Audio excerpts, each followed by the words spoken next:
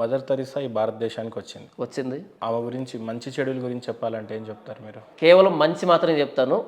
ఒకవేళ తన గురించి చెడు చెబితే భారతదేశ గవర్నమెంట్ నేను వెక్కిరించినట్టు. ఎందుకంటే ఆవిడకి భారతరత్న ఇచ్చి సత్కరించి భారతదేశ గవర్నమెంటు ఆవిడకి peace prize, Nobel peace prize కూడా ఇచ్చింది. ఒకవేళ మదర్ తెరిసా నేను కనుక నెగిటివ్గా ఏదైనా మాట్లాడితే భారతదేశ గవర్నమెంట్ని వెక్కిరించినట్టు, ప్రపంచ ఈ నోబెల్ ప్రైజ్ ఇస్తారు కదా వీళ్ళని కూడా వెక్కిరించినట్టు. వాళ్ళకి తెలియనటువంటి చెడు నాకు తెలుసా ఇక్కడ? వాళ్ళకి తెలుసు కదా తనకి నోబెల్ పీస్ ప్రైజ్ ఇస్తూ ఉన్నప్పుడు, భారతదేశానికి తెలుసు కదా భారతరత్న ఇస్తూ ఉన్నప్పుడు. ఆమె జీవిత ఆవిడలో చెడు లేదు, ఆవిడలో చెడు లేదు, ఆవిడలో చెడు లేదు. నేను చెడు గురించి మాట్లాడలేదు, జస్ట్ మదర్ తెరిసా గురించి మీకు తెలిసినటువంటి. మదర్ తెరిసా యేసు ప్రభు ప్రేమని ఈ ప్రపంచానికి చాటి చెప్పింది, చేతల్లో చాటి చెప్పింది.